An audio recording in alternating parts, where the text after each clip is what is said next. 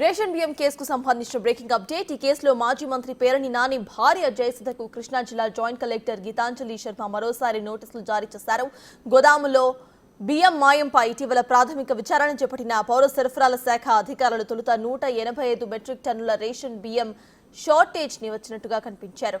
ఇక దీనికి గాను ఇప్పటి వరకు ఆమె 1,68,00,000 జరిమానా చెల్లించారు. అయితే మొత్తంగా 378 మెట్రిక్ టన్నుల బియ్యం మాయమైనట్లు తేల్చారు అధికారులు. దీంతో పెరిగిన షార్టేజ్ కి కూడా జరిమానా చెల్లించాలని తాజాగా మరోసారి నోటీసులు జారీ చేశారు. అదనంగా మరో 1,67,00,000కు నోటీసులు ఇచ్చారు.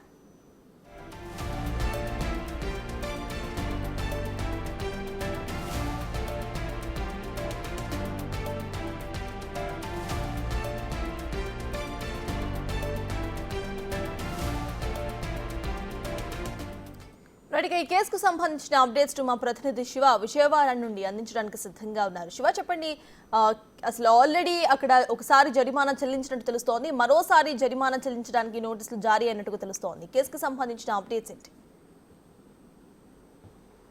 మొత్తం మీద చూసుకుంటే ఏదైతే మచిలీపట్నం గోదాంలో తగ్గిన రేషన్ బియ్యానికి సంబంధించి మొదట దాదాపుగా 185 టన్నులుగా గుర్తించి దాదాపుగా 1,50,00,000 చిల్లర కట్టాలని చెప్పి అంటే అప్పుడు నోటీసులు జారీ చేయడం జరిగింది. ఆ తర్వాత ఆయన దాదాపుగా 1,60,00,000 చిల్లర డబ్బులను డీడీ తీసి సివిల్ సప్లై అధికారులకు ఇచ్చారు. ఆ తర్వాత ఇంకా అసలు లోతుగా విచారణ చేపట్టారు.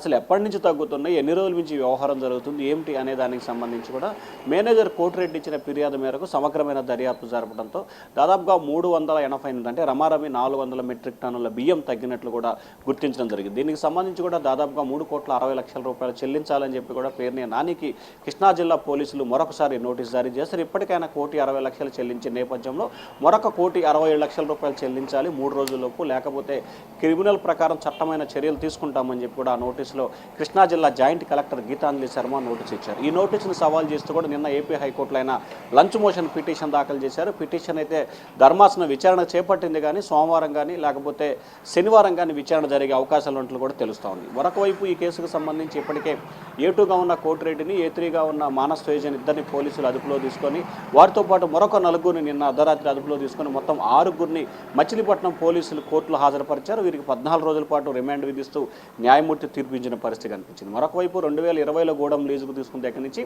దాదాపుగా ఈ 4.5 సంవత్సరాల కాలంలో ఎంతవరకు బియ్యం తగ్గినాయి, ఎంతవరకు జరిగినాయి అనే దానికి సంబంధించి సమగ్రమైన విచారణ చేయాలని చెప్పి కూడా ప్రభుత్వం ఆలోచన చేస్తూ ఉంది.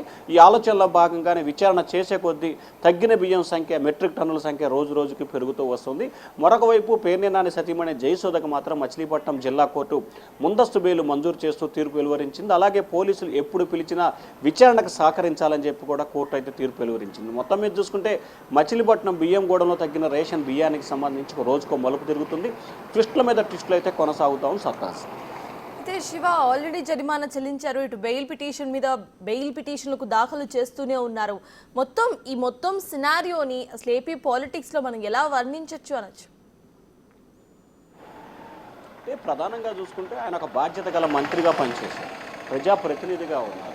సో బాధ్యత గల మంత్రిగా ఉండి ప్రజాప్రతినిధిగా చేసిన వ్యక్తి నిత్యం అప్పటి ప్రతిపక్షంపై ఇప్పటి అధికార పక్షంపై విమర్శల వర్షాన్ని, రాష్ట్రంలో ఏ మూల ఎక్కడ ఏది జరిగినా నేను ఉంటానంటూ కూడా పేర్ని నాని ముందుకొచ్చి మీడియాపై అతనున్న చతురతను ప్రదర్శించి ఇటు పవన్ కళ్యాణ్ కానీ, లోకేష్ని కానీ, చంద్రబాబుని కానీ విమర్శల వర్షాన్ని గుప్పిస్తారు.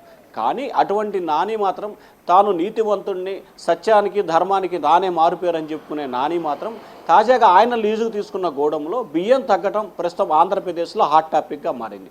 అది కూడా అధికారులు ఒక్కొక్కటిగా తనిఖీ చేస్తున్న సమయంలో నాని ముందుగానే గ్రహించి ఆ గూడెంలో బియ్యం తగ్గిన లేఖ రాయటం, ఆ తర్వాత వెంటనే ఎంత కట్టాలో చెప్తే కడతామని చెప్పి నోటీస్ ఇవ్వటం, ఆ తర్వాత డబ్బులు కట్టడం, మళ్ళీ సమగ్రమైన విచారణ చేయటం, మళ్ళీ ఇంత కట్టి తగ్గాలని చెప్పడం. సో మొత్తం మీద చూసుకుంటే ఆంధ్రప్రదేశ్ పాలిటిక్స్లో ఏదైతే పేర్నే నాని తాను ఒక వైట్ పేపర్ అని చెప్పుకుంటూ గత 5 సంవత్సరాల కాలంగా ప్రతిపక్షాలపై విమర్శల వర్షాన్ని గుప్పించిన పేర్నే నాని తాను పూర్తి స్థాయిలో అవినీతి మరక అంటించుకొని ఇప్పుడు మీడియా ముందుకు రావడానికే జంకుతున్న పరిస్థితి కనిపిస్తోంది. ఎప్పుడైతే రేషన్ బియ్యం తగ్గాయని చెప్పి వెలుగులోకి వచ్చిందో అప్పటి నుంచి దాదాపుగా 27-28 రోజులు గడుస్తుంటే కేవలం 3 రోజుల క్రితం ఒక్కసారి మాత్రమే ఆయన మీడియా ముందుకొచ్చి ఎప్పుడూ లేని రీతిలో ఆయన దాదాపుగా రాజకీయాల్లోకి వచ్చి 15 సంవత్సరాలు అవుతుంటే ఈ 15 సంవత్సరాల కాలంలో ఎప్పుడూ లేని రీతిలో చంద్రబాబును పొగట్టం ఇక్కడ ఆసక్తికరమైన పరిణామం. అలాగే స్థానికంగా ఉన్న మంత్రిపై విమర్శలు చేయటం అది సాధారణంగా మారిపోయింది. కానీ చంద్రబాబుని పొగడ్తలు వర్షాన్ని కురిపిస్తుంది. అంటే చంద్రబాబుని ప్రసన్నం చేసుకునే దిశగా పేర్ని నాని ప్రయత్నిస్తున్నారు. పేర్ని నాని మళ్ళీ టీడీపీలో చేరే అవకాశాలు ఉన్నాయా అని ప్రచారం కూడా ప్రస్తుతం అయితే ఆంధ్రప్రదేశ్ రాజకీయాల్లో విస్తృతంగా చర్చలు అయితే జరుగుతున్నాయి. మచిలీపట్నానికి సంబంధించి చూసుకుంటే పేర్ని నాని తెలుగుదేశం పార్టీలో చేరటానికి ఆ పార్టీ నేతలతో సంప్రదింపులు జరిపారని చెప్పి ఒక అడుగు ముందుకేసి ప్రచారం అయితే కొనసాగుతా ఉంది. సత్తాస్. Right. Thank you, Shiva.